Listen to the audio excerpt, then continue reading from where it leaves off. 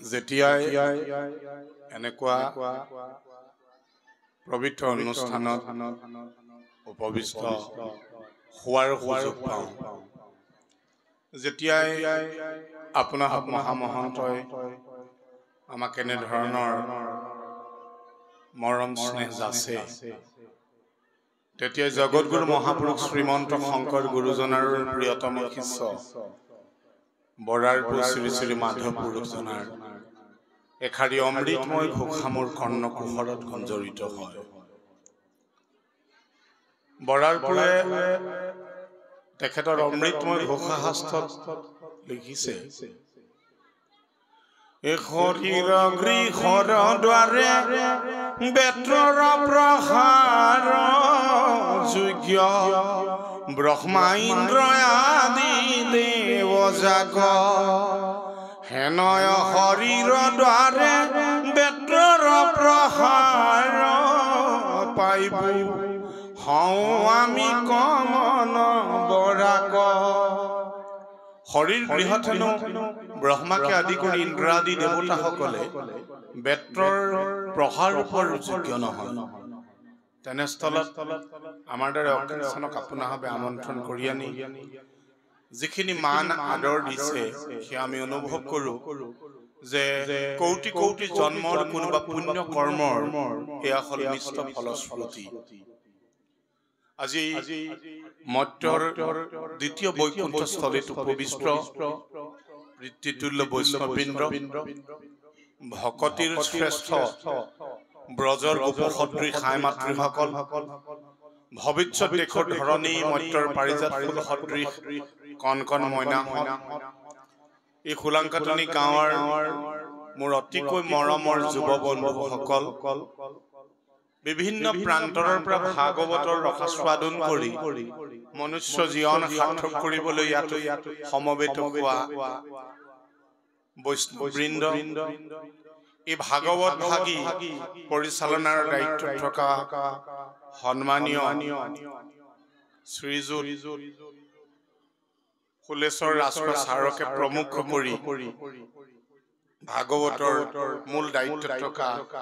মোৰ অতিকৈ শ্ৰদ্ধাৰ শ্ৰীযুত কৃষ্ণ শইকীয়া ককাইদেউ, মন্টু বছা বন্ধুবৰ আৰু ভাগৱতৰ মূল আসনত উপবিষ্ট বৈষ্ণৱবৃন্দ, আপোনালোক সদৌতিৰ শ্ৰীচৰণত মান্যানুসাৰে ভক্তিৰ সহস্ৰ আৰু কনিষ্ঠজনৰ প্ৰতি স্নেহাশীষ জ্ঞাপন কৰিছো। বন্ধুবৰ কুমুদ কলিতাই আপোনাসৱক আমাৰ বিষয়ে যিমানখিনি কৈছে আমি সিমানৰ পাত্ৰ নহওঁ, কিন্তু গুৰুজনৰ সংস্কৃতিৰ একান্ত এজন সেৱক হিচাপে যোৱাবাৰ প্ৰায় 25 বছৰে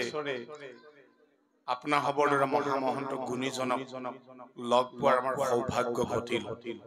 ভাওনা কৰাৰ সূত্ৰে উজনি অসমৰ বিভিন্ন প্ৰান্তত ঘূৰি ফুৰোতে সৎসংগ যি আমাৰ হৈছে, মহামহন্তৰ যি আমি পদৰ এনো পাইছো,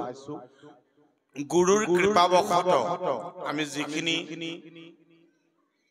গুৰুৰ মুখে শুনিছো আৰু ভকত বৈষ্ণৱৰ সংগত থাকি ঈশ্বৰ কৃষ্ণৰ চিন্তা কৰাৰ কাৰণে আমি যিখিনি প্ৰেৰণা পাইছো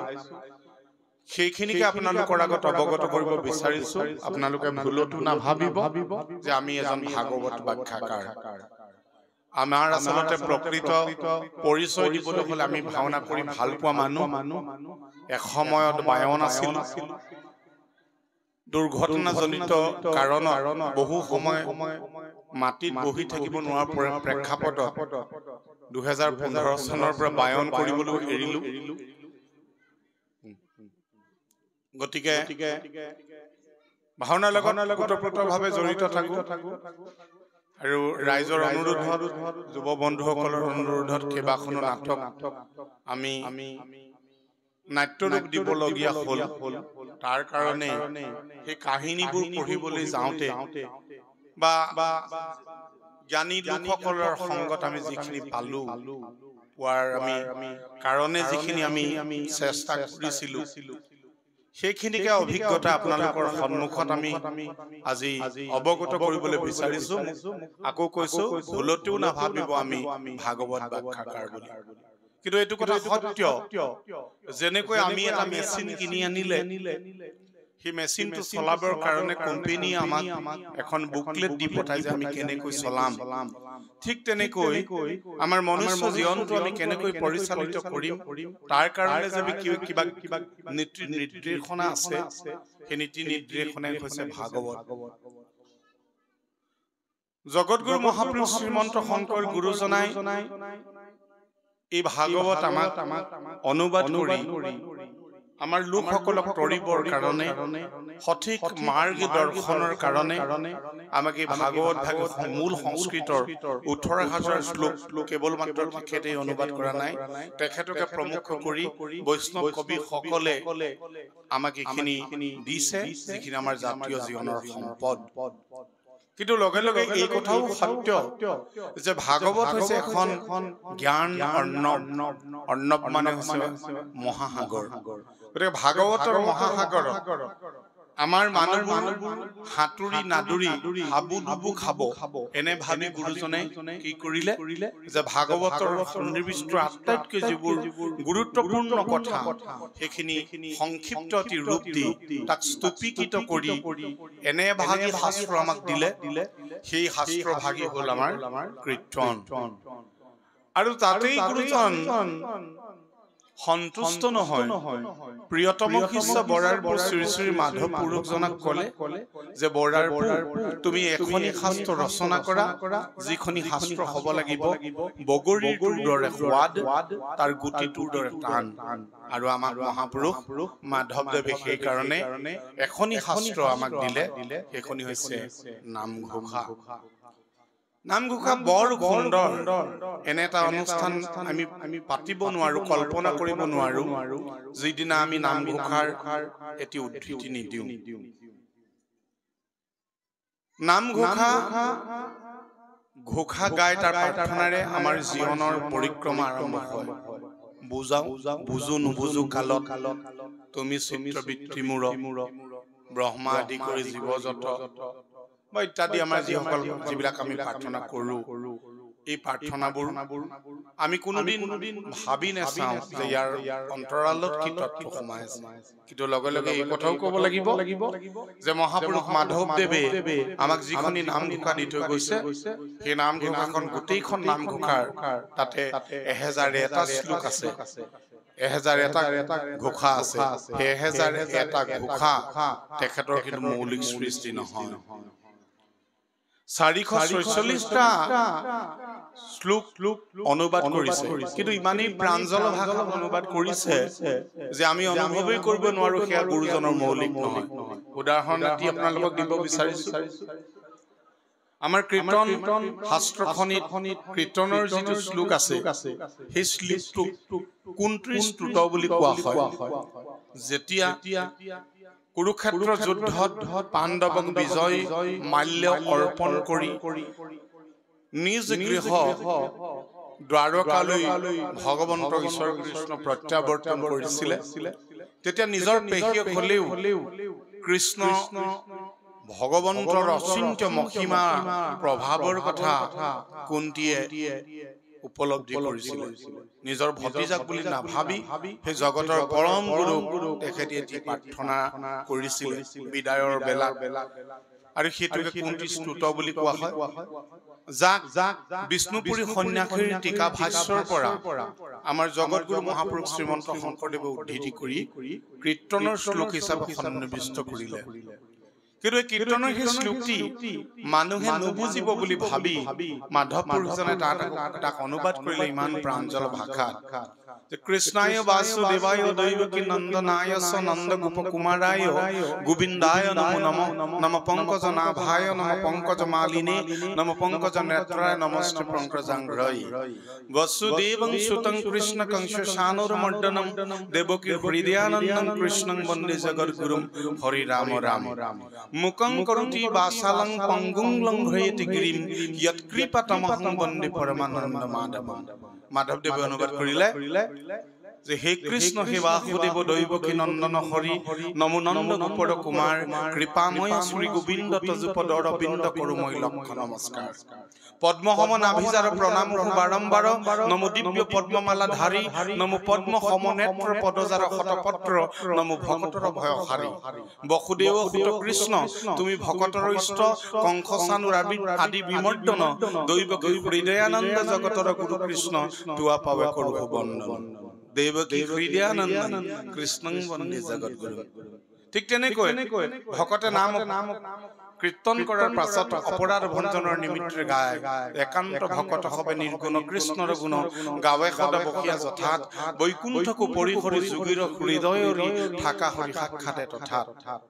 নাহং তৃষ্ঠামি যোগিনাং হৃদয় নচ বৈকুণ্ঠ মদ ভক্ত যত্ৰ গায়ন্তি তত্ৰ তৃষ্ঠামি নাৰদ এনেকৈ 444টা অনুবাদ শ্লোক কিন্তু এই শ্লোকসমূহৰ ভিতৰত মাধৱদেৱৰ যিসকল মৌলিক যিকেইটা ঘোষা আছে তাৰ ভিতৰতে অন্যতম ঘোষা হৈছে যে পৰম দুৰ্বোধ আত্মতত্ত্ব তাৰ জ্ঞান অৰ্থ হৰিজত লীলা অৱতাৰ ধৰা তুমি কৃপাময় তাহান চৰিত্ৰ সুধা সিন্ধু তাতে ক্ৰিয়া কৰি দীনবন্ধু চাৰি পুৰুষাৰ্থ প্ৰীণৰ সম কৰয় এই ঘোষাটিতে সমস্ত বেদ বেদাঙ্গ উপনিষদ ভাগৱত যত শাস্ত্ৰ আছে বৈষ্ণৱ ধৰ্মৰ সনাতন ধৰ্মৰ সকলো জ্ঞান তাতে স্তূপীকৃত কৰি থৈছে কেনেকৈ যে ভগৱন্তই দুষ্টক দমন সন্তক পালন কৰি এই জগতত ধৰ্ম সংস্থাপন কৰিবলৈ বাৰম্বাৰ অৱতাৰ ধৰে সেই কথা ভগৱন্তই নিজ মুখে অৰ্জুনক গীতাত কৈছে আৰু শাস্ত্ৰৰ উত্তম জানো আমি গীতা ভাগৱত বুলি এই গীতাত কি বুলি কৈছে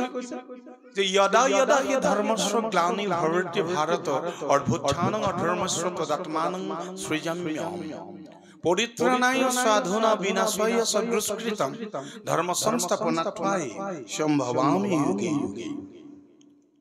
যদি সেই কেৱল উদ্দেশ্য হলহেঁতেন কেৱল ভগৱন্তই তেনেহলে এটা অৱতাৰতে সকলোবিলাক দুষ্টক দমন কৰি শান্তক পালন কৰি এই ধৰা ধামত শান্তি ধৰ্ম প্ৰতিষ্ঠা কৰিব পাৰিলেহেঁতেন কিন্তু তাকে নকৰি ভগৱন্তই আমি জানো যে যুগে যুগে অৱতাৰ ধৰা অসংখ্যবাৰ অৱতাৰ ধৰিছে তাৰ ভিতৰতে আমি জানো 64 অৱতাৰ ধৰিছে আৰু গুৰুজনে আমাক দেখুৱাই থৈ গৈছে 24 অৱতাৰৰ বিষয়ে আৰু আমি বেছিকৈ জানো 10 অৱতাৰ বিষয়ে এই যে অৱতাৰ সমূহত আমাক কি বুজাইছে যে পৰম দুৰ্বোধ আত্মতত্ত্ব আত্মতত্ত্বটো হৈছে আটাইতকৈ পৰম দুৰ্বোধ্য যেটো বুজিবলৈ জটিল এই আত্মতত্ত্বটো কি যে মই কোন মই ক'ৰ পৰা আহিলো মই কলৈ যাম মোৰ কি কাম এইকেইটা কথা যদি আমি এই 4টা প্ৰশ্নৰ উত্তৰ আমি লাভ আমি যদি নিজকে চিনি পাব পাৰো যে মই কোন তেতিয়া সেই মই শব্দটোৱে আমাৰ নাহিব কাৰণ আমি যে এটা প্ৰাৰ্থনা গাওঁ অবিদ্যা সাগৰে মজিলো মাধৱ উদ্ধাৰ কৰা এই যে অবিদ্যাটো কি দেহক যেটো আত্মবুদ্ধি কৰা আমি জানো যে আমি পৰমাত্মাৰ শ্ৰেষ্ঠ জীৱাত্মা এই দেহত আশ্ৰয় লৈছে এদিন এই দেহাটো জৰাজীৰ্ণ হ'ব আৰু আত্মাৰ দৰে জীৱাত্মাৰ দৰে পবিত্ৰ বস্তু কেতিয়াও জৰাজীৰ্ণ শৰীৰত নাথাকে সি ঠাই সলাব দেহ সলাব গতিকে আমি পৰমাত্মাৰ সৃষ্ট আমি জীৱাত্মা আমাৰ পৰিচয় মাত্ৰ এটা আশ্চৰ্যজনক কথা চাব আমি ৰাসত ভগৱন্ত কৃষ্ণৰ লীলা যাত্ৰা আমি কৰো তাত আমি ৰাধা বুলি এটা চৰিত্ৰ পাওঁ কিন্তু গোটেই ভাগৱতখন আপোনালোকে লুটিয়াই চাব বিশেষকৈ দশমত যে ভাগৱতৰ 12 স্কন্ধ ভাগৱতৰ মূল কি 12 স্কন্ধৰ ভাগৱতৰ প্ৰাণ হ'ল দশমৰ প্ৰাণ হ'ল ৰাসক্ৰিয়া কিন্তু সেই ৰাসক্ৰিয়াত আপোনালোকে ৰাধা বুলি এটা শব্দও বিচাৰি নাপায় তেনে সেই ৰাধা কোন আমি সকলোৰে ৰাধা আমি যে কৃষ্ণৰ আৰাধক আমি সকলো প্ৰকৃতি পুৰুষ কেৱল মাত্ৰ এজন তেওঁ হৈছে কৃষ্ণ গতিকে আমি সমস্ত জীৱাত্মাই হৈছে ৰাধা এই যে আমি আমাৰ যিটো সত্তা এই সত্তাটো একক নহয় ই বহুমাত্ৰিক তাৰমানে পৰমাত্মাৰ সৃষ্ট আমি জীৱাত্মা আমি ইয়াৰ স্থায়ী বাসিন্দা নহয় এইটো দেহৰ ইয়াৰ পৰা আকৌ গুচি যাব এই যে আমি দেহটোক আত্মবুদ্ধি জ্ঞান কৰিছো তাৰ ফলত আমাৰ কিছুমান সেইখিনি হৈছে আমাৰ অবিদ্যা অৰ্থাৎ অজ্ঞানতা আৰু তাৰ পৰা কি হৈছে আমাৰ মায়াৰ উদয় হৈছে আৰু যি মায়াৰ দ্বাৰা আমি কি কৈছো পাহৰি পেলাইছো মনুষ্য জীৱনৰ পৰম যেটো পৰমাৰ্থ তত্ত্ব যেতিয়া প্ৰভু নিৰ্দেশত ব্ৰহ্মাদেৱে জীৱ সৃষ্টিৰ দায়িত্ব ললে আৰু জীৱ সৃষ্টি কৰিবলৈ গৈ 84 লাখ জীৱৰ ভিতৰত মনুষ্যক সৃজন কৰিলে তেতিয়া ব্ৰহ্মাদেৱে মনুষ্যক ক'লে যে তোমালোক শ্ৰেষ্ঠৰ জন্ম উপহাৰ দিয়া হৈছে কিন্তু মনত ৰাখিবা যে অহৰ্নিশ জাগৰণীয়ম লোকহিতং মম কৰণীয়ম সদা তোমালোকে জাগ্ৰত হৈ থাকিবা আনৰ উপকাৰ সাধন কৰিবৰ কাৰণে আৰু আমি ব্ৰহ্মাদেৱক কথা দিলো হয় আমি আনৰ উপকাৰ সাধন কৰিম কিন্তু পৃথিৱীলৈ নামি আহি আমি কি কৰিলো আহি যে মোৰ ঘৰ মোৰ দুৱাৰ মোৰ ৰাচলি মোৰ পত্নী মোৰ সম্পত্তি আমি পৰম যেটো তত্ত্বক উপলব্ধি নকৰিলো কেৱল মই মোৰ ভাবেৰে অহংকাৰেৰে এই পৃথিৱীত বৈষয়িক ভোগৰ কাৰণে আমি দৌৰি ফুৰিলো যেটো পৰম সত্তাক আমি কেতিয়াও বুজিবৰ চেষ্টা নকৰিলো আৰু ভাগৱতে এই কথাকে আমাক সোঁৱৰাই দিছে প্ৰতিনিয়ত কাৰণ মানুহৰ জীৱনৰ ধৰ্ম পৰোপকাৰ তাতকৈ ডাঙৰ ধৰ্ম হ'বই নহয় কাৰণ প্ৰকৃতিৰ বক্ষত থকা প্ৰত্যেকটো বস্তুৱে আনৰ উপকাৰ সাধন কৰি আহিছে আমি প্ৰকৃতিৰ প্ৰত্যেকটো বস্তুকে যদি চাওঁ ই আমাক এটা শিক্ষা দিছে মানুহে কাক কি শিক্ষা দিছে নাজানো কিন্তু প্ৰকৃতিৰ বস্তুৱে কিন্তু শিক্ষাব দি আছে কেনেকৈ যে পৰোপকাৰেৰে বহন্তি নদ্যাহা নৈখন বৈ গৈছে পৰোপকাৰ সাধন কৰিবৰ কাৰণে তাৰ পানী খাই মনুষ্যকে আদি কৰি ইতৰ প্ৰাণীসমূহে প্ৰাণ ধাৰণ কৰে পৰোপকাৰায় ফলন্তি বৃক্ষাঃ গছজোপাই লুমালুমে ফল দিছে তাৰ এটি ফলো গছজোপাই নাখায় এই ফল মনুষ্যকে আদি কৰি ইতৰ প্ৰাণীসমূহে খায় পৰোপকাৰে দুধন্তি গাৱাঃ যিজনী গায়ে লিটাৰে লিটাৰে গাখীৰ দিছে যি গাখীৰ খাই আমি অমৃতস্য পুত্ৰ এই আখ্যা লাভ কৰিছো সেই গাখীৰ গায়জনী কিন্তু এটোপালো নাখায় পোৱালিটোকে আৰম্ভ কৰি মনুষ্য আৰু অন্যান্য ইতৰ প্ৰাণীসমূহক দিছে যদি প্ৰকৃতিৰ বক্ষত থকা প্ৰত্যেকটো বস্তুৱে কেৱল আনৰ উপকাৰ সাধন কৰি আহিছে তেনেহলে মানুহ প্ৰকৃতিৰ পৰা বিচ্ছিন্ন জীৱ নহয় মানুহ প্ৰকৃতিৰ মাজৰি এজন গতিকে আমাৰ উদ্দেশ্য হ'ব লাগিব বেদে কোৱাৰ দৰে যে পৰোপকাৰায় শৰীৰ মেত যেটো শৰীৰ আমি ধাৰণ কৰিছো আনৰ উপকাৰ সাধন কৰিবৰ কাৰণে আৰু ভাগৱতে অহৰ্নিশে আমাক তাকেই জ্ঞান দিছে কিন্তু এতিয়া আমাৰ মূল কথাটো হ'ল কি আজি অসমত এনে এখন গাঁও নাই যিখন গাঁৱত এবাৰলৈও ভাগৱত হোৱা নাই এই মুহূৰ্তত চত মাহত আপোনালোকে যদি যায় প্ৰতি 5 কিলোমিটাৰ মূৰে মূৰে অন্তত এনেকুৱা ধৰণৰ আধ্যাত্মিক অনুষ্ঠান আপোনালোকে দেখিব চলি আছে মুহূৰ্তে সকলো ৰাইজ আহিছে ভক্তিৰে সেৱা কৰিছে তৎসত্ত্বেও কিন্তু আমাৰ সমাজৰ পৰা অসূয়া অপ্ৰীতি বিশৃংখলতা এইবোৰ দূৰীভূত হোৱা নাই কিয় আমি ভাগৱত শ্ৰৱণ কৰি বা আধ্যাত্মিক চিন্তা সম্বলিত অনুষ্ঠানত আমি অংশগ্ৰহণ কৰাৰ পাছতো আমাৰ সমাজখন এতিয়াও বিশৃংখলময় এটা পৰিৱেশ সৃষ্টি হৈ আছে কিয় যে আমি ইয়াৰ তত্ত্বক হয়তো উপলব্ধি কৰিব পৰা নাই এটা এই ভাগৱত যে মহাসাগৰ এই মহাসাগৰখনত আমি সকলোখিনি বস্তু ইয়াৰ পৰা আমি মনত ৰাখি থব নোৱাৰো কিন্তু যিকেইটা কথা আমাৰ মনত ৰাখিলে আমাৰ সংসাৰখন সুখৰ হয় আমাৰ ব্যক্তিৰ জীৱন সমৃদ্ধ হয় যিকেইটা কথা মনত ৰাখিলে আমাৰ সমাজ সুশৃংখলিত হয় সেই কথাখিনি মনত ৰাখিব লাগিব আৰু সেইখিনি আমি বাস্তৱিক জীৱনত প্ৰয়োগ কৰিব লাগিব যদি প্ৰয়োগেই নকৰো তেনেহলে এনেকুৱা টকা পইচা পাতি খৰচ কৰি সময় খৰচ কৰি এনেকুৱা মহান অনুষ্ঠান পাতি আমি মাত্ৰ